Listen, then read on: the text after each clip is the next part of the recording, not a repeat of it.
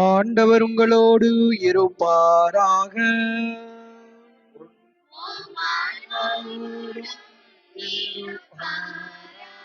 லூக்கா எழுதிய தூய நற்செய்தியிலிருந்து வாசகம்.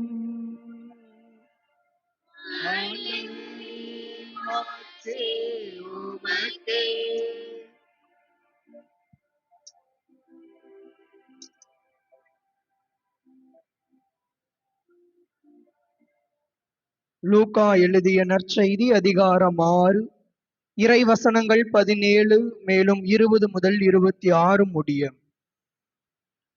இயேசு திருத்தூதர்களுடன் இறங்கி வந்து சமவெளியான ஒரு இடத்தில் நின்றார். பெருந்திரளான அவருடைய சீடர்களும் யூதேயா முழுவதிலுமிருந்தும் எருசலேமிலிருந்தும் தீர் சீதோன் கடற்கரை பகுதியிலிருந்தும் வந்த பெருந்திரளான மக்களும் அங்கே இருந்தார்கள். இயேசு சீடர் மீது தம் பார்வையை பதித்து கூறியவை: ஏழைகளே, நீங்கள் பேறு பெற்றோர், ஏனெனில் இறையாட்சி உங்களுக்கு உரியதே. இப்பொழுது பட்டினியாய் இருப்போரே, நீங்கள் பேறு பெற்றோர், ஏனெனில் நீங்கள் நிறைவு பெறுவீர்கள். இப்பொழுது அழுது கொண்டிருப்போரே, நீங்கள் பேறு பெற்றோர், ஏனெனில் நீங்கள் சிரித்து மகிழ்வீர்கள். மானிட மகன் பொருட்டு மக்கள் உங்களை வெறுத்து ஒதுக்கி வைத்து நீங்கள் பொல்லாதவர் என்று இகழ்ந்து தள்ளிவிடும் போது நீங்கள் பேறு பெற்றோர். அந்நாளில் துள்ளி மகிழ்ந்து கொண்டாடுங்கள், ஏனெனில் விண்ணுலகில் உங்களுக்கு கிடைக்கும் கைமாறு மிகுதியாகும். அவருடைய மூதாதையரும் இறைவாக்கினருக்கு இவ்வாறே செய்து வந்தனர். ஆனால் செல்வர்களே, ஐயோ உங்களுக்கு கேடு, ஏனெனில் நீங்கள் எல்லாம் அனுபவித்து விட்டீர்கள். இப்பொழுது உண்டு கொழுத்திருப்போரே, ஐயோ உங்களுக்கு கேடு, ஏனெனில் பட்டினி கிடப்பீர்கள். இப்பொழுது சிரித்து இன்புறுவோரே, ஐயோ உங்களுக்கு கேடு, ஏனெனில் துயரூற்று அழுவீர்கள். மக்கள் எல்லாரும் உங்களை புகழ்ந்து பேசும்போது ஐயோ உங்களுக்கு கேடு, ஏனெனில் அவர்களின் மூதாதையரும் போலி இறைவாக்கினருக்கு இவ்வாறே செய்தார்கள். ஆண்டவரின் அருள்வாக்கு.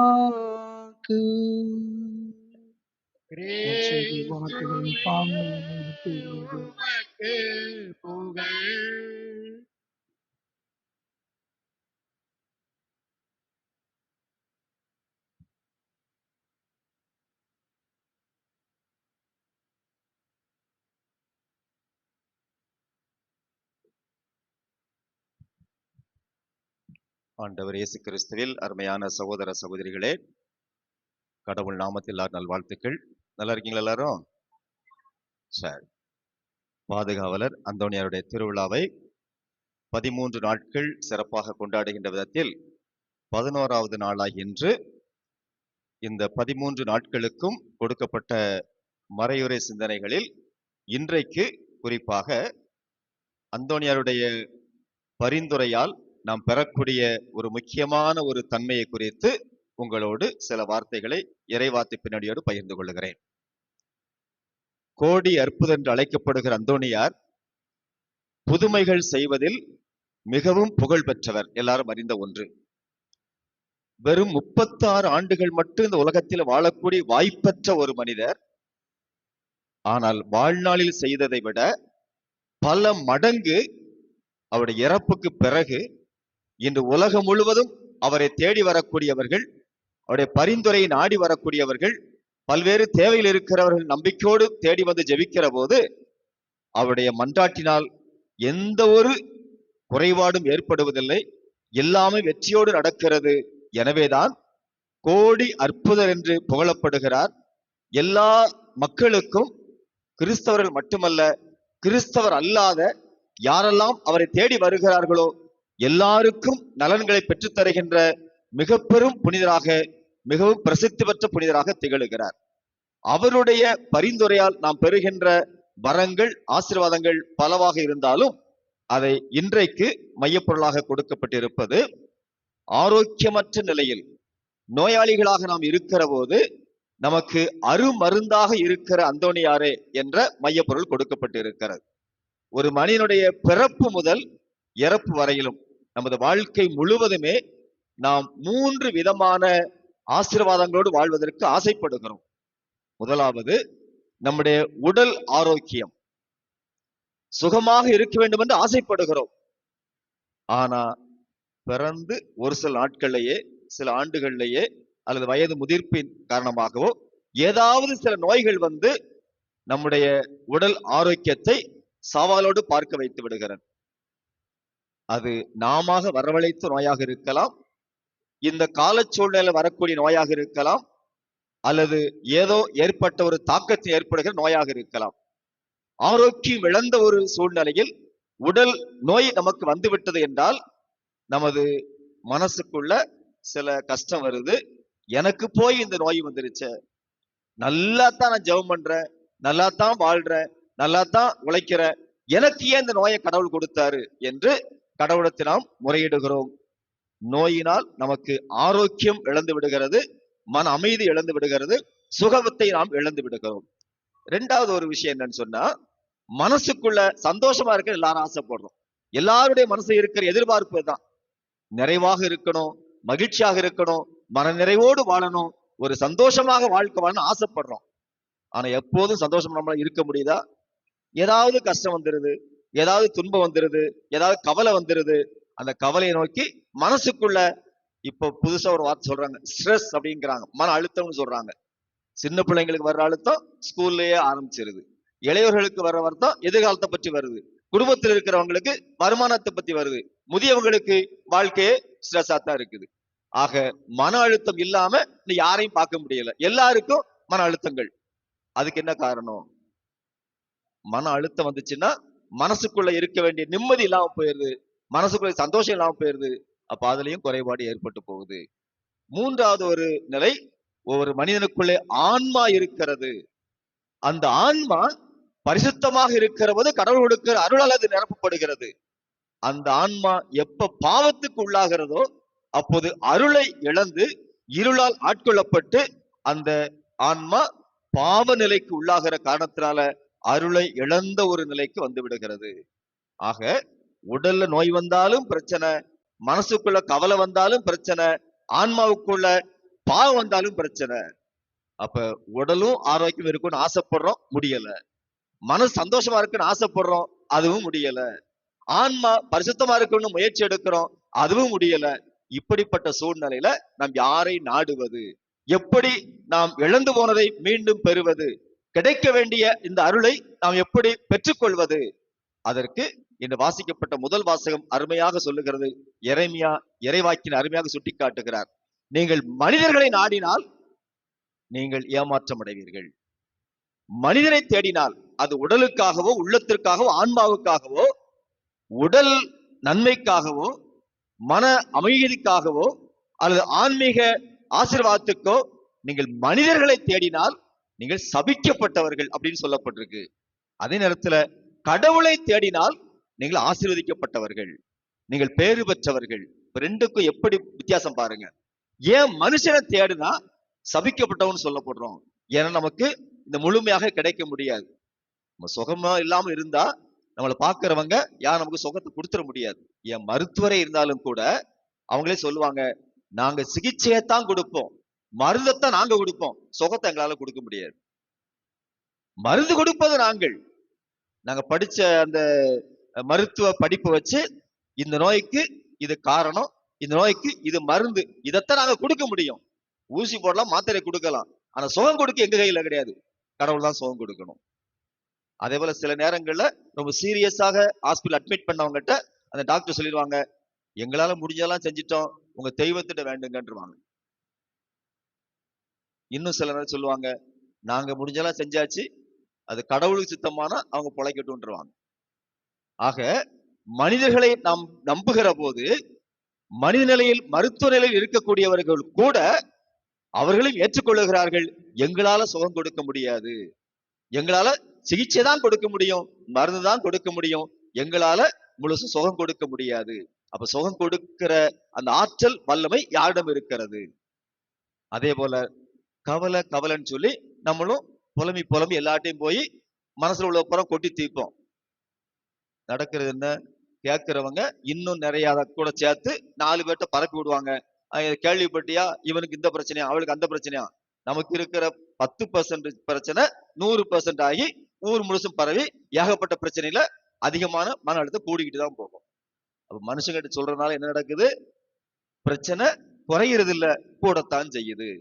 மனசுக்குள்ள இருக்கிற கவலை தீர்றது இல்ல, அதிகமாகத்தான் செய்யுது. அதே போல பாவம் என்ற ஒரு சூழ்நிலை நமக்கு வருதுன்னு சொன்னா, அந்த பாவத்தை நாம் வெளிவருவதற்கு பதிலாக மேலும் மேலும் பாவத்தை செய்வதற்கு மனிதர்களை நாம் நாடி வருகிற போது பாவம் பெருகிக் கொண்டே இருக்கிறது. உதாரணத்துக்கு பழைய நம்ம எல்லாரும் தெரிஞ்ச ஒன்று, ஏவாள் ஏமாற்றப்பட்டாள், பாவம் செய்தாள். அந்த பாவத்தை ஆதாமுக்கு பகிர்ந்து கொடுக்கிறாள். அந்த ஆதாமும் பாவம் செய்யறான், 2 பேரும் சேர்ந்து தண்டனைக்குள்ளாகிறாங்க. அதே மாதிரி தான் இன்னைக்கு சமூகத்தில் நடக்கிற ஒவ்வொரு நிகழ்ச்சியிலும் ஒருவன் செய்கிற குற்றத்தினால் மற்றவனுக்கு பாதிப்பு வருது, அடுத்தவன் செய்கிற பாவத்தினால் நமக்கு பங்கு கிடைக்குது.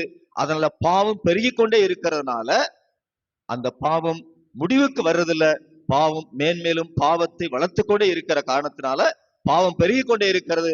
மனுஷனுடைய வாழ்க்கையில அருள் வாழ்க்கை இழந்து கொண்டே இருக்கிறோம். ஆக மனிதனை தேடி வரக்கூடிய சூழ்நிலையில் நமது உடல்நிலையும் சரியாவதில்லை, மன கவலைகளும் போக்கப்படுவதில்லை, பாவங்களும் அகற்றப்படுவதில்லை. அப்ப என்னதான் செய்யறது? விவிலியத்துல மார்க்கு நற்செய்தி 2ஆம் அதிகாரம் அருமையாக ஒரு பகுதி இருக்கிறது. மார்க்கு நற்செய்தியில 2ஆம் அதிகாரத்துல, அதாவது இயேசு போதித்துக் கொண்டிருக்கிறார், ஒரு வீட்டுல உட்கார்ந்து இருக்கிறார், அதிகமான மக்கள் கூட்டம். அப்ப அந்த ஊர்ல முடக்குவாதமுற்ற நிலையில் இருக்கிற ஒரு மனுஷன், அவன் நடந்து வர முடியல, 4 பேர் தூக்கிட்டு வர்றாங்க. தூக்கிட்டு வந்து இயேசுக்கு முன்னால கிடத்ததுக்கு இடம் இல்ல. மேல உள்ள அந்த நம்ம நினைச்சுக்கிடுவோம் ஓட்டு வீடு நினைச்சுக்கிடுவோம், ஒரு 4 ஓடை பிரிச்சு அது வழியா திறப்பு உண்டாக்கி இயேசுக்கு முன்னால அந்த மனுஷனை கிடத்துறாங்க. இயேசு பாக்குறாரு, அவர் சொல்றாரு, உன் பாவங்கள் மன்னிக்கப்பட்டன, எழுந்து உன் படுக்கையை தூக்கி கொண்டு போன்னு சொல்றாரு. முடக்குவாதத்தோட கொண்டு வரப்பட்ட மனுஷன், எல்லாரும் என்ன நினைச்சாங்க? இவனுக்கு உடல் நோயின்னு நினைச்சு கொண்டு வந்தாங்க. ஏன்னா அவனுக்கு நடக்க முடியல. இயேசு இடத்துல கேட்கிறாங்க, இயேசு அவனுக்கு உடனடியாக சுகம் கொடுப்பாருன்னு எதிர்பார்த்துதான் இதை செய்தாங்க. இயேசு என்ன செய்யறாரு? உன் பாவங்கள் மன்னிக்கப்பட்டன அப்படின்னு சொல்றாரு. அங்க உடனே கொசுமுசுன்னு பேச ஆரம்பிச்சிட்டாங்க. இந்த ஆளு சுகம் கொடுப்பாரு நம்ம நினைச்சு கேட்கிறோம், இவர் பாவத்தை மன்னிக்கிறேன்னு சொல்றாரு. இவர் யாரையா பாவத்தை மன்னிக்கிறது அப்படின்னு அவங்களுக்குள்ள பேசுறாங்க.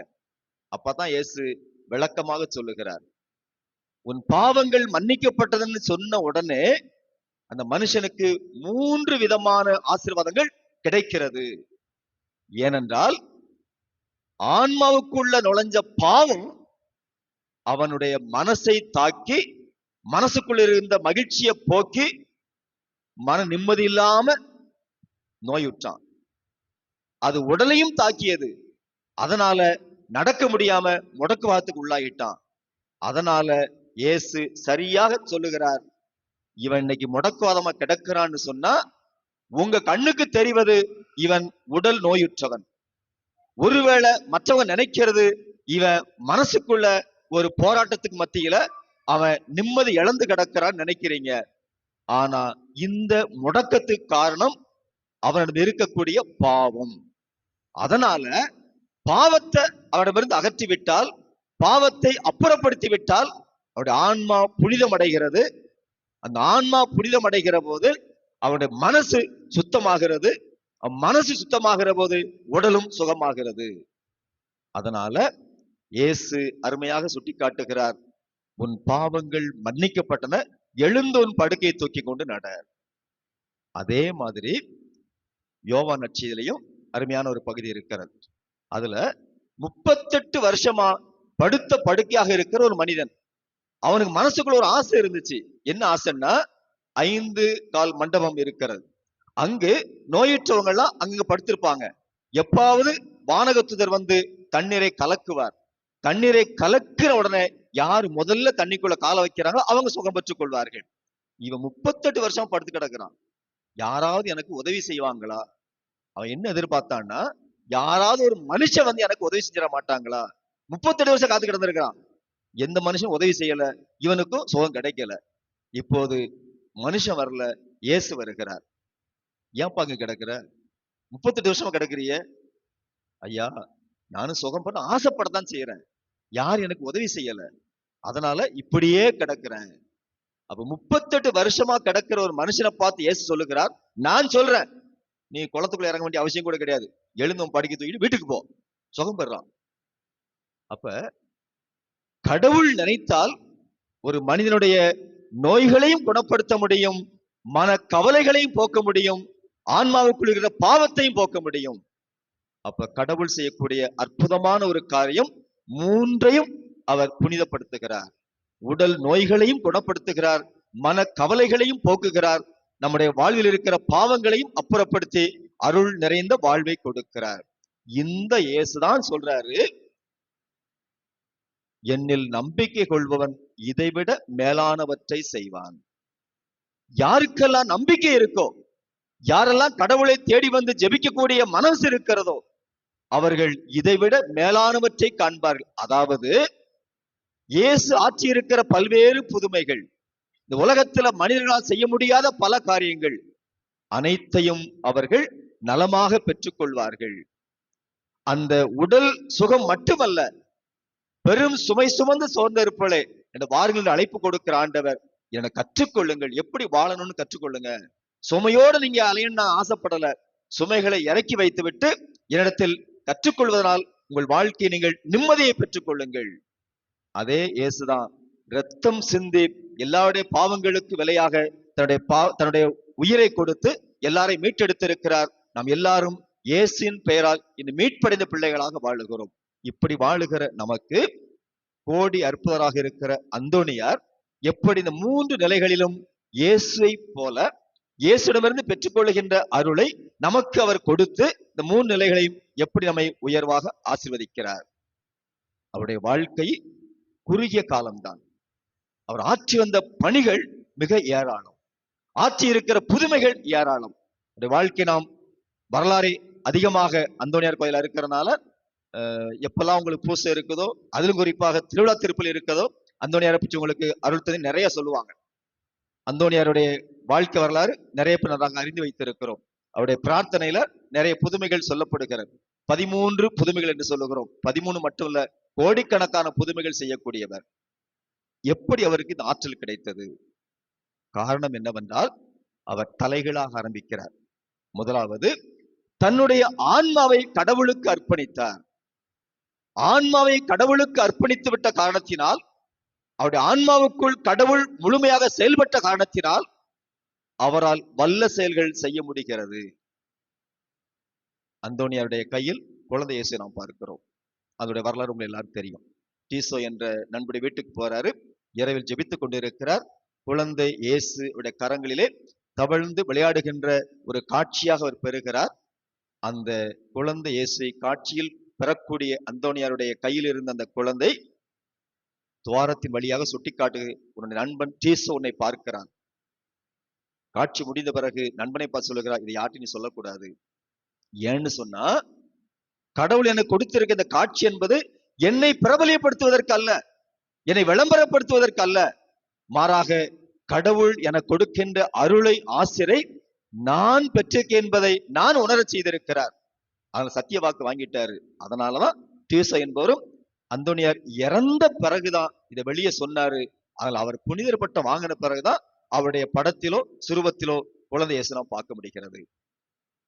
நம்முடைய வாழ்க்கையில திருப்பலிக்கு வருகிறோம், இறைவார்த்தை வாசிக்கிறோம், ஜெபிக்கிறோம். நம்மில் எத்தனை பேர் மனசுக்குள்ள, நம்ம ஆன்மாவுக்குள்ள, நம்ம வாழ்க்கைக்குள்ள இயேசுவை உள்ளே கொண்டு இருக்கிறோம்? வெளிப்படையாக ஜெபம் செய்வதை விட ஆத்மார்த்தமாக நம் உள்ளத்தில் ஆண்டவர் குடியிருக்கிற அளவுக்கு என் வாழ்க்கை எவ்வளவுக்கு நான் கடவுளுக்கு அர்ப்பணமாக்கி இருக்கிறேன், இயேசுவை நான் உள்ளார நேசித்து அந்த இயேசு எனக்குள் இருக்க என்பதை நான் எந்த அளவுக்கு உணர்ந்திருக்கிறேன். அப்படி உணர்ந்திருக்கிறோம்னு சொன்னா நமக்குள் 3 விதமான ஆசீர்வாதங்களும் சேர்த்து கொடுக்கப்படும். ஏனென்றால் எப்போது நமது ஆன்மா ஆண்டவரால் நிரப்பப்பட்டு விட்டதோ, ஆண்டோடைய ஆசீர்வாதத்தை நிரப்பப்பட்டு விட்டோமோ, தூய ஆவியுடைய கொடைகளை நிறைவாக பெற்றிருக்கிறோமோ, நமக்குள்ளே அருமையான குழந்தைகள் நிறைய இந்த தூய ஆவியுடைய கொடைகளை, கனிகளை அருமையாக இந்த பேப்பர் எழுதி கொண்டு வந்து வச்சிருக்கிறாங்க. எல்லா கொடைகளும் நமது வாழ்க்கையில் இருக்கும். அது பணிவாக இருக்கலாம், மகிழ்ச்சியாக இருக்கலாம், தியாகமாக இருக்கலாம், அன்பாக இருக்கலாம். அனைத்து அருள் கொடைகள் இதெல்லாம் தூய் ஆவிய நம்முடைய உள்ளத்தில் கொடுக்கின்ற கொடைகள். இந்த கொடைகளை ஆண்டோடைய ஆவி நமக்குள் கொடுத்து விட்டார் என்றால், இந்த ஆன்மா புனிதத்தோடு வாழுகிற போது எந்த ஒரு தீய சக்தியும் நமது ஆன்மாவை மிரட்ட முடியாது. நமக்குள் இருக்கிற அந்த ஆசீர்வாதத்தை எந்த ஒரு தீய சக்தியும் நம்மை அணுக முடியாது.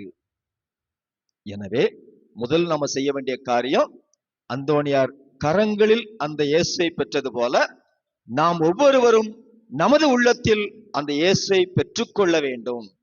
அது நற்கருணை நாம் பெறுகின்ற போதோ, இறைவார்த்தை வாசிக்கின்ற போதோ, ஆலயத்தில் வந்து ஜெபிக்கின்ற போதோ, விழாக்கள் கொண்டாடுகின்ற போதோ, எந்த தருணமாக இருக்கலாம். ஆனால் பெற்றுக்கொண்ட இயேசு எனக்குள் தொடர்ந்து வாழுகிறாரா? எனக்குள் இருந்து தொடர்ந்து செயல்படுகிறாரா? எனக்குள் இருந்து செயல்படுகின்ற அந்த இயேசுவை நான் செயல்படுவதற்கு அனுமதிக்கிறேனா? சில நேரங்கள்ல நம்ம என்ன செய்வோம்னு சொன்னா, பக்தி முடிஞ்சது, ஜெபம் முடிஞ்சது, கோயிலை விட்டு வீட்டுக்கு போன உடனே நம்முடைய பழைய குருடி கதவை திருடி, நம்ம என்ன பழைய வாழ்க்கை வாழ்ந்தோமோ அதே பழைய வாழ்க்கைக்கு போறதுனாலதான் பல நேரங்கள்ல நாம் பெற்றுக்கொண்ட ஆசீர்வாதங்கள் நமக்குள் நிலைத்திருக்காத அளவுக்கு நாம் கடவுளை வேண்டாம் என்று தூரத்தில் வைத்துவிட்டு நம்முடைய பழைய வாழ்க்கைக்கு நாம் திரும்பி விடுகிறோம், மீண்டும் பாவத்திற்கு உள்ளாகிறோம். அந்தோனியார் எந்த ஒரு பாவத்திற்கும் உள்ளாகாத அளவுக்கு இயேசுவை எப்போது உள்ளத்திலே பெற்றாரோ அது முதல் இயேசுவோட இணைந்திருப்பதிலே நிலைத்திருந்தார். எனவேதான் அவர் கடைசி வரை புனிதமாக வாழ்ந்தார். இன்று உலகம் போற்றுகிற புனிதராக திகழ்ந்திருக்கிறார். எனவே நாம் கடைபிடிக்க வேண்டிய முதல் காரியம், நமது ஆன்மாவுக்குள் வருகின்ற இயேசுவை நாம் நமக்குள்ளே பத்திரமாக பாதுகாப்போம். நமக்குள் வருகின்ற இயேசு நம்மில் செயல்படுகிற அளவுக்கு நம்மை அவருக்கு அர்ப்பணிப்போம். அருமையாக ஒரு சங்ககால இலக்கியத்தில் ஒரு வாக்கியம் உண்டு, இடம் கொடுத்தால் மடம் பிடுங்குவான் இறைவன். அதாவது மனசுக்குள்ள இடம் கொடுத்து விட்டோம் என்றால் நமக்குள் இருக்கிற மடம், அது அறியாமையாக இருக்கலாம், பாவமாக இருக்கலாம், தீமையாக இருக்கலாம், எந்த ஒரு தீய சக்தியாக இருக்கலாம், அந்த மடம் பிடுங்குவான் இறைவன். நம்ம இடம் கொடுத்துட்டோம்னு சொன்னா, கடவுளுக்கு மட்டும் நமது வாழ்க்கையில் இடம் கொடுத்து விட்டால், கடவுள் நம்முடைய வாழ்க்கையில் குடியிருந்து விட்டால் எல்லா தீமைகளையும் நம்மிடம் வந்து அகற்றி விடுவார். அப்ப நம்ம செய்ய வேண்டியது, அந்தோனியாரை போல உள்ளத்தில் ஆண்டவருக்கு இடம் கொடுப்போம். ஆன்மாவுக்குள் ஆண்டவர் வாசம் செய்ய நம்மையே அர்ப்பணமாக்குவோம். நாம் நிச்சயமாக ஆசீர்வாதங்களை பெற முடியும். இரண்டாவதாக, மனசுக்குள்ள பலவிதமான கஷ்டங்கள் இருக்கிற போது, அந்த கஷ்டங்களை பிறர்கிட்ட சொல்லுகிற போது நமக்கு ஆறுதல் கிடைப்பதில்லை, அவமானங்கள் தான் அதிகமாகுது. இந்த அவமானப்படுகின்ற சூழ்நிலையில நம்முடைய மன கஷ்டங்களை யார்கிட்ட போய் சொல்றது? ஆண்டவரிடத்தில் சொல்லி பழகுவோம். எப்படி அந்தோனியார் தன்னுடைய வாழ்க்கையில அதை எப்படி வாழ்ந்து காட்டி என்பதற்கும் பல புதுமைகள், வாழ்க்கை நடந்த பல நிகழ்ச்சிகள் அருமையாக அவருடைய வாழ்க்கையை படம் பிடித்து காட்டுகிற. உதாரணத்திற்கு பல நிகழ்ச்சிகள் உண்டு, ஒரு உதாரணம் சொல்றேன். அவரு வாழ்ந்த போது துறவியாக இருந்தார். துறவிகளுக்கும் அடுத்தவங்களை பார்க்கிற போது சில பொறாம குணம் வரத்தான் செய்யணும். அவங்களும் மனுஷங்க தான். இப்போ சிஸ்டர்ஸ் தான் இருக்காங்கன்னு சொன்னா கம்யூனிட்டி லைஃப்னு சொல்லுவாங்க. 4 பேர் 5 பேர் சேர்ந்து இருப்பாங்க. எல்லாரும் ஒரே மாதிரி ஒரே சபைக்குள்ள ஒரே சேர்ந்து ஜெபம் பண்ணாலும் சேர்ந்து சாப்பிட்டாலும் கூட அவங்களுக்குள்ள சில கருத்து வேறு வரத்தான் செய்யும். நாங்க சாமியார் 108 சாமியார் மறைமாடத்தில் இருக்கிறோம், எங்களுக்குள்ள ஏகப்பட்ட பிரச்சனை இருக்குதான் செய்யும். அது மாதிரி வீட்டுக்கு வீடு வாசப்படி, உங்க குடும்பத்துல 4 பேர் இருந்தீங்கன்னா 4குள்ள எப்படி பிரச்சனை இருக்கு, அதே மாதிரி எல்லா இடத்துலயும் புழு வாழ்க்கை வருகிற போது பிரச்சனை இருக்குதான் செய்யும். பிரச்சனை இருந்தா என்ன, மனசுக்குள்ள நிம்மதி இருக்காது. அதே மாதிரி அந்தோனிய வாழ்க்கையில பல நிகழ்ச்சி நடந்திருக்குது. ஒரு நிகழ்ச்சியை சொல்றேன். அந்தோனியார் மக்கள் மீது கொண்டிருக்கிற ஆர்வத்தினால நீண்ட நேரம் அவர் பணியாற்றி வந்தார். நிறைய புதுமைகளை செய்து வந்தார். அவர் நிறைய பணியாற்றியதை பாராட்டக்கூடிய மனசு கூட இந்த துறவிகளுக்கு இல்ல. நிறைய புதுமைகள் செய்யறதுனால இவங்க என்ன நினைச்சுக்கிட்டாங்க, இவருக்கு எங்க போனாலும் பேரும் புகழும் பாராட்டு பெருகிட்ட போதுன்னு அவர் மேல பொறாமப்பட்டாங்க. அந்த பொறாமையினால் அவங்க செய்த ஒரு சூழ்ச்சி என்னன்னு சொன்னா, அவர் ஒரு நாள் பணியாற்றி விட்டு லேட்டா வீட்டுக்கு வர்றார். அவர் தங்கியிருக்கிற அந்த துறவு மடத்துக்கு வருகிறார். இவங்க என்ன பண்ணிட்டாங்க, நீ இவ்வளவு ஊர் ஊரா போய் புதுமை செஞ்சு எல்லாரும் உன்னை புகழ்ற அளவுக்கு இவ்வளவு பேரும் போல வாழ்றியா? நாங்க இன்னைக்கு உன்னை சேர்ந்து பட்டினி போடுறோம் பாரு அப்படின்னு சொல்லி என்ன பண்ணாங்க, அவங்க சாப்பாடு செய்ததெல்லாம் சாப்பிட்டு குடிச்சிட்டு பாத்திரத்தை கழுவி மேஜை மேல கவுத்தி வச்சுட்டு எல்லாரும் அவங்க ரூம்குள்ள போயிட்டாங்க. அந்தோனியார் வருவாரு, வந்து வெறும் பாத்திரத்தை பார்ப்பாரு, பசியோட வருவாரு. நிச்சயமா அவரு தக்கா பக்கான்னு குதிப்பாரு, ஏகப்பட்ட சண்டை எழுப்பாரு. நம்ம எப்படின்னு சொல்லி வேடிக்கை பார்க்கணும்னு சொல்லி அவங்கவுங்க ரூம்ல உட்காந்துட்டு வேடிக்கை பார்க்கறக்க அந்த சாவித்துவாரம் வழியா லேசா ஒளிஞ்சுன்னு பார்த்துக்கிட்டே இருந்தாங்க. அந்தோனியார் வந்தாரு, வந்து பார்த்தாரு.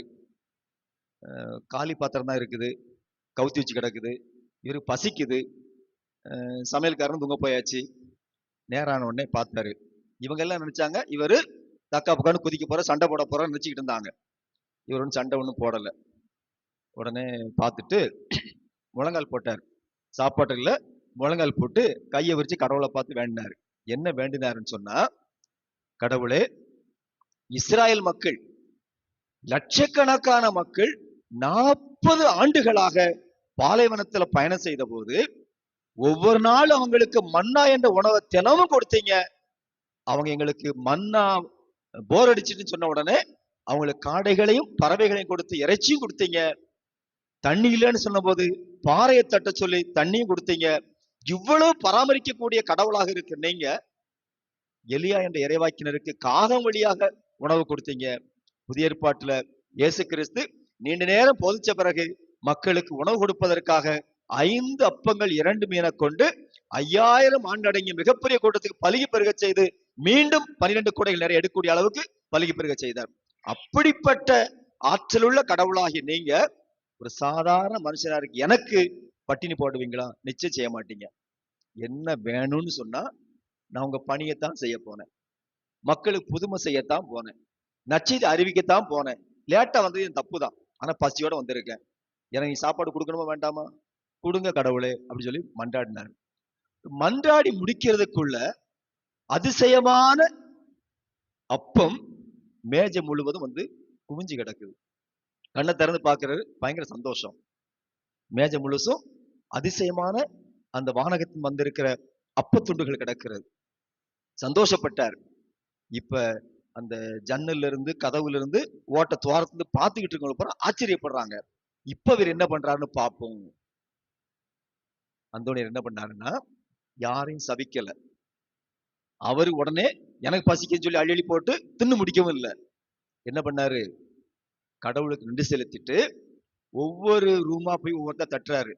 பிரதர் வாங்க, ஃபாதர் நீங்க வாங்க, சகோதரர் வாங்க, கடவுள் அதிசயமா கொடுத்திருக்கிறாரு, நம்ம எல்லாம் பகிர்ந்து சாப்பிடுவோம். இவங்க எல்லாம் சாப்பிட்டு முடிச்சவனுங்க, இவதான் பசியா இருக்கிறாரு.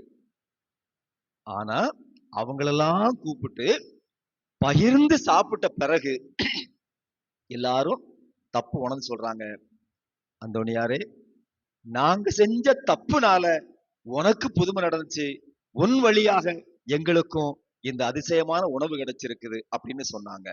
இதுல என்ன பாடம் கத்துக்கிடணும்னு சொன்னா, அந்தோனியாரு தன்னுடைய வாழ்க்கையில் இந்த துறவிகள் நமக்கு இவ்வளவுக்கு துரோகம் பண்ணிட்டாங்களே, நமக்கு எதிராக இவர்கள் வஞ்சகம் பண்ணிட்டாங்களே, நமக்கு எதிராக இவங்க பொறாமப்பட்டாங்களே அப்படின்னு அவர் நினைக்கல.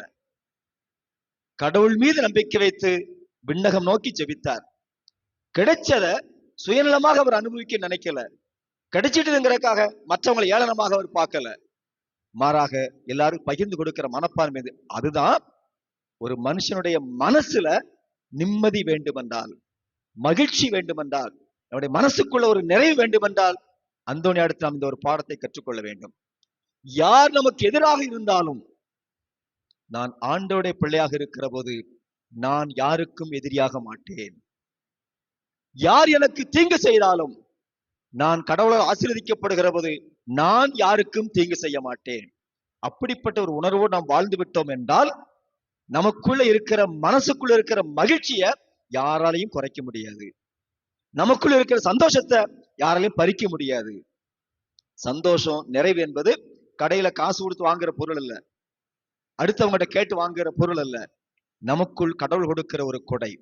இந்த கொடையை நம்முடைய வாழ்க்கையில அந்தோனியாரை போல, கடவுள் என்னை ஆசீர்வதிக்கிறார், எனக்கு எந்த ஒரு நன்மையும் குறைபடாது, கடவுள் என்னோடு இருக்கிற போது எந்த நன்மை எனக்கு குறைபடாது. இந்த ஒரு நிலைமை நமக்குள் இருக்கும் என்றால், நாம எல்லாருக்கும் நல்லதையே கொடுக்கிற பழக்கம் நமக்கு வந்துவிட்டால், யார் எனக்கு தீங்கு செய்தாலும் அந்த தீங்கினால் நான் உள்ளாக மாட்டேன். அப்படிப்பட்ட ஒரு மன தெளிவு நமக்கு வந்துவிட்டால் நம் மனசுக்குள்ள கவலையே வராது.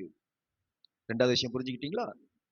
ஆன்மாவுக்குள்ள ஆண்டவர் இருக்கிற போது, மனசுக்குள்ள இந்த கள்ளம் கபடற்ற அன்பு இருக்கிற போது, நமது வாழ்க்கை 2 விதமான ஆசீர்வாதங்களை பெற்றுவிட்டது. மூன்றாவதாக, உடல்ல நோய் வருது.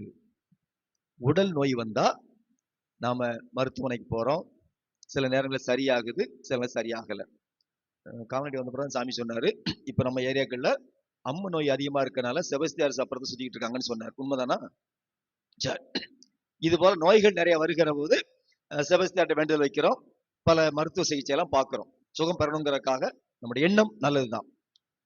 அந்தோனியோட வாழ்க்கையில அவர் எவ்வளவோ புதுமைகளை செய்திருக்கிறார். எல்லாமே பிறருக்காக. அவருடைய பரிந்துரையால் நிறைய பேர் சுகம் பெற்றிருக்கிறாங்க. அவருடைய விண்ணப்பத்தினால நிறைய பேர் நலம் பெற்றிருக்கிறார்கள். ஆனா அந்தோனியார் எந்த ஒரு சூழ்நிலையிலும் தனக்கு இது வேணும்னு சொல்லி கடவுள்கிட்ட கேட்டதும் கிடையாது. கடவுள் அவருக்கு புதுமை செஞ்சதும் கிடையாது. இது உங்களுக்கு ஆச்சரியமா இருக்கலாம். எல்லாருக்காக கோடிக்கணக்கான புதுமைகள் செய்து கொடுத்தார். ஆனா அதே அந்தோனியாரு தன்னுடைய வாழ்க்கையில கடைசியாக 3 நாள் படுத்த படுக்கையாக நோயாளியாக இருந்துதான் செத்தார்.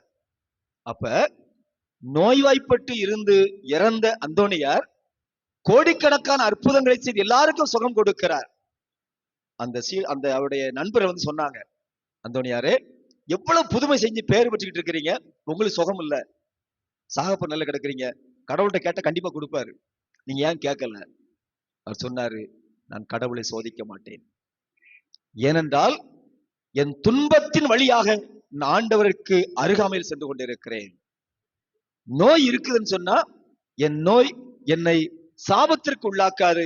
மாறாக எனக்குள் வருகின்ற கஷ்டத்தை நஷ்டத்தை நான் அனுபவிக்கிற போது, நோயினுடைய தாக்கத்தை நான் உணர்கிற போது நான் கடவுளுக்கு அருகாமையில் செல்லுகிறேன். ஏனென்றால் பழைய ஏற்பாட்டில் யோபு நாம் எடுத்துக்கொள்வோம்.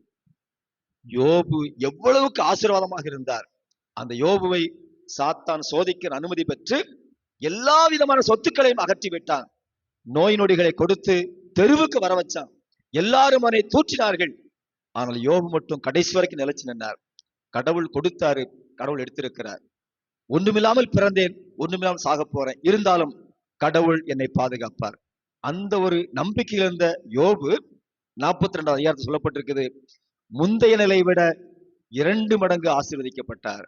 இழந்த எல்லாவற்றை விட பல மடங்கு ஆசீர்வதிக்கப்பட்டார். அதைத்தான் அந்தோனியார் சொல்லுகிறார், யோபுவை கடவுள் சோதிக்கின்ற விதத்தில் சாத்தான் அவரிடம் அனுமதி பெற்றுக் கொண்டது போல எனக்கும் நோய் இருக்கிறது என்றால் இந்த நோய்க்கான நான் கடவுளத்தில் ஜெபிக்க மாட்டேன், நோய் நீங்க வேண்டும் என்று ஜெபிக்க மாட்டேன். மாறாக நான் யோபுவை போல கடவுளை நெருங்கி வருவதற்கு, கடவுளிடம் அருகாமையில் வருவதற்கு, ஆண்டவரை தேடி வருவதற்கு எனக்கு இந்த நோய் ஒரு பக்க துணையாக இருக்கிறது. அப்ப நம்முடைய வாழ்க்கையிலும் அந்தோனியார் நம்மை நோயாளிகளாக இருக்கணுங்கிறதுக்காக அல்ல, மாறாக நோய் வருகிற போது மருத்துவரை தேடுங்க வேண்டான்னு சொல்லல, மருத்துவம் எடுங்க வேண்டான்னு சொல்லல. நாம் யாரை அதிகமாக தேட வேண்டும் என்றால் கடவுளை தேட வேண்டும். கடவுளை தேடிவிட்டோம் என்றால் அந்த கடவுள் மருத்துவர் வழியாக சுகம் கொடுப்பார். மருத்துவத்தையும் தாண்டி சுகம் கொடுப்பார். மருத்துவம் இல்லாமலும் சுகம் கொடுப்பார். அதுக்கு ஒரு சிறு உதாரணம் சொல்றேன். ஒரு தாயானவள் கணவனை இழந்த சூழ்நிலையில, வறுமையோடு இருக்கிற சூழ்நிலையில அவங்க பெற்ற ஒரு சின்ன பையன், ஒரு பையன் தான் அந்த அம்மாவுக்கு ஆறுதல். நம்ம அம்மாவுக்கு திடீர்னு சுகம் இல்லாம போகுது, சீரியஸ் ஆகி போச்சு. ஆஸ்பத்திரி கொண்டு போயிட்டாங்க. ஆஸ்பத்திரிக்கு கொண்டு போகும்போது யாருன்னு கவனிக்காங்க, இந்த பையனை தவிர வேற யாரும் கவனிக்கிறதுக்கு ஆள் இல்லை. அப்ப அந்த டாக்டர் சொல்றாரு, கடவுள் தான் இந்த அம்மாவை காப்பாற்றணும் அப்படின்னு சொல்றாரு. சின்ன பையன், இவனுக்கு கடவுள் தான் எங்க அம்மாவை காப்பாத்துன்னு சொன்னா அந்த கடவுளை நான் எங்க இருந்து கொண்டு வர முடியும் அப்படின்னு யோசிச்சுட்டு அவன் மனசுக்குள்ள தோணுது, வேம வீட்டுக்கு ஓடினான். உங்க அம்மா கொடுத்த காசு கொஞ்சமா போட்டு ஒரு உண்டியல், சின்ன உண்டியல், ஒரு பிளாஸ்டிக் உண்டியல் வச்சிருந்தான். அதை தூக்கிக்கிட்டு ஒரு கடைக்கு போய் கேட்கறான், ஐயா இந்த உண்டியல் உள்ள காசை வச்சுக்கிடுங்க, எனக்கு கடவுளை கொடுங்க அப்படின்னு கேட்டான். அந்த கடைக்காரர் சிரிச்சாரு. என்னடா விஷயம் தெரியாம வந்து கடவுளை வந்து என் கடையில வந்து கேட்க வர்ற, என்கிட்ட பொருளை கேட்டா காசை கொடுத்தா பொருளை கொடுப்பேன், கடவுள் எப்படி தர முடியும், போடான்னு அனுப்பிட்டார். ஒவ்வொரு வீட்டுக்கா போய் போய் கேட்கறான். இவன் கேட்ட கடவுளை யாரும் கொடுக்க முடியல. கடைசியா ரோட்ல வேகமா வந்த ஒரு காரை நிறுத்தினான். கார் நின்ன உடனே அந்த கார்ல உள்ள பெரியவரை பார்த்து கேட்கறான், ஐயா எனக்கு இந்த காசை நீங்க வச்சுக்கிடுங்க, கடவுள் எனக்கு கொடுங்க. அந்த மனுஷன், எதுக்குப்பா கடவுளை கேட்கிற அப்படின்னு கேட்டபோது, எங்க அம்மாவுக்கு சுகம் இல்லை, இந்த ஆஸ்பத்திரியில் இருக்காங்க, டாக்டர் வந்து ஒரு கடைசி கட்டம்னு சொல்லிட்டாரு, கடவுளால மட்டும்தான் காப்பாற்ற முடியும்னு சொல்லிட்டாரு. அந்த கடவுள் இப்ப என் கையில கிடைச்சிட்டாருன்னா அந்த கடவுளை வச்சு இந்த அம்மாவை காப்பாத்துக்கிறேன். அதனால எப்படியாவது கடவுளை நான் வாங்கணும். என்கிட்ட இருக்கு இந்த சின்ன உண்டியலுக்குள்ள கிடக்கிற கொஞ்சம் பைசா தான், இதை வச்சுக்கிட்டு எப்படியாவது கடவுளை எனக்கு கொடுங்க அப்படின்னு கேட்ட உடனே அந்த பெரியவர் ஒரு லெட்டர் பேட் எடுத்து கார்ல வச்சிருந்தாரு, எடுத்து வேகமாக எழுதி ஒரு கவர்ல போட்டு, இத உங்க அம்மா இருக்கிற அந்த ஹாஸ்பிட்டல்ல கொண்டு கொடு அப்படின்னு சொல்லி அனுப்பி விட்டார். வேகமா கொண்டு போய் அந்த ரிசப்ஷன்ல கொடுத்தான். வாஸ்து பார்த்துட்டு உடனடியாக அந்த இன்சார்ஜ் டாக்டர்ஸ் எல்லாரையும் சொல்லி உடனடியாக உயர்தரமான சிகிச்சை கொடுத்து ஒரு சில மணித்துளிகள்ல அந்த அம்மா வந்து கண் விழிச்சு உயிர் பெற்றுட்டாங்க. உயிரோடு வந்த அந்த அம்மாவை இந்த பையன் பார்க்கும்போது, இந்த லெட்டர் எழுதி கொடுத்தாரு பார்த்தீங்களா, அவரும் அங்க வர்றாரு. அவர் யாருன்னு சொன்னா, அவர் தான் அந்த ஹாஸ்பிட்டலுக்கு ஓனர். அப்ப இந்த பையன் அங்க அம்மா முகத்தை பார்த்து சொல்றான், அம்மா அம்மா கடவுள் வந்துட்டாருமா, இந்த கடவுள் தான் எனக்கு லெட்டர் கொடுத்து விட்டாரு, லெட்டர் வந்து கொடுத்தேன், எல்லாரும் உனக்கு சிகிச்சை கொடுத்தாங்க, இப்ப நீங்க சுகம் பெற்றுட்ட. அந்த அம்மா இவரை பார்த்து, நீங்க தான் ஐயா கடவுளுடைய சாயல்னு சொன்னாங்க. இந்த பையன் சொன்னா, நீங்க தான் ஐயா உண்மையிலே கடவுள்னு சொன்னான். இந்த மனுஷன் சொன்னாரு, நான் இதுவரைக்கும் எத்தனையோ பேருக்கு உதவி செஞ்சிருக்கிறேன், இந்த மருத்துவமனை கட்டி நிறைய பேருக்கு சுகம் கொடுக்கறதுக்கு சிகிச்சை கொடுத்துக்கிட்டு இருக்கிறேன், ஆனா இன்னைக்கு தான் கடவுளை நான் கண்ணால பாக்குறேன்னு சொன்னார். ஒரு சுகவீனத்தோடு கிடந்த ஒரு தாயை பார்த்து, நான் ஒரு அம்மாவை கடவுளா பாக்குறேன். அதை விட மேலாக பச்சை பையன், இவனுக்கு என்னன்னே தெரியல, ஆனா என்னைய பார்த்து கடவுளை கொடுங்கன்னு கேட்டான். நான் இதுக்கு முன்னாடி கோயிலுக்கு போனது கிடையாது, நான் படிச்சிருக்கேன், டாக்டர் தான், நிறைய வசதி உள்ளவன் தான், நான் எந்த கடவுள்கிட்ட போய் ஜெபம் பண்ணது கிடையாது, கடவுள் நம்பிக்கை எனக்கு கிடையாது. ஆனா இன்னைக்கு நான் உணர்ந்துட்டேன், இந்த சிறுவன் என் கண்களை திறந்து விட்டான், என் ஆன்மாவை திறந்து விட்டான், என் உள்ளத்தை திறந்து விட்டான், கடவுள் இருக்கிறார் இந்த சிறுவன் வடிவத்தில். அன்பார்ந்தவர்களே, கடவுள் நமக்கு துன்பங்களை சில நேரங்களில் அனுமதிக்கிறார் என்றால், நம் வாழ்க்கையில சில நோய்களை கொடுக்கிறார் என்றால், நம்மை சோதிப்பதற்காக அல்ல, நாம் அந்த இயேசுவை அணுகி வர வேண்டும் என்பதற்காக, அந்த ஆண்டவரிடத்தில் நம்மை ஒப்படைக்க வேண்டும் என்பதற்காக, ஆண்டவரை அணுகி வந்து நாம் ஜெபிக்க வேண்டும் என்பதற்காக, அந்தோனியாரிடத்துல வேண்டி வந்து, அந்தோனியார் எனக்காக வேண்டிக் கொண்டு எனக்கு கடவுளை காட்டுங்க, கடவுளுடைய ஆசீர்வாதம் எனக்கு சுகம் கொடுங்க என்று நாம் கேட்கிற போது நமக்கு சுகம் கிடைக்கும். சில நேரங்களில் சிகிச்சையின் வழியாகவும் சுகம் கிடைக்கும், சிகிச்சைக்கு அப்பாற்பட்டும் சுகம் கிடைக்கும், சிகிச்சை இல்லாமலும் கூட சுகம் கிடைக்கும், சில நேரங்களில் சுகமே கிடைக்காமலும் போகலாம். ஆனால் கடவுள் நம்மை ஆசீர்வதிப்பார். ஏனென்றால் இந்த உடலானது மண்ணிலிருந்து வந்திருக்கிறது, மண்ணுக்குத்தான் போக வேண்டும். ஆனால் இந்த உடலுக்குள் இருக்கின்ற உள்ளம் மகிழ்ச்சி அடைய வேண்டும், மகிழ்வாக வாழ வேண்டும்.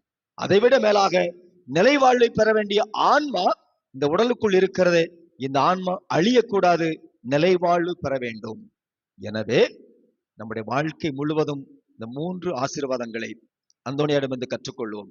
உடல் ஆரோக்கியமாக இருக்க வேண்டும் என்றால், நமது மனசு மகிழ்ச்சியோடு இருக்க வேண்டும் என்றால், நமது ஆன்மா ஆண்டுடைய ஆசீர்வாதம் நிரப்பட வேண்டும் என்றால், அந்தோனியாரை போல உள்ளத்தை ஆன்மாவை ஆண்டவனுக்கு அர்ப்பணிப்போம். ஆண்டவர் குடியிருக்கிற இல்லமாக நமது வாழ்க்கையை மாற்றிக்கொள்வோம். நமது உடலில் இருக்கிற எல்லா நோய்களையும் ஆண்டவருக்கு அர்ப்பணித்து, ஆண்டவரை என்னை சுகப்படுத்தும் என்று ஜெபிப்போம்.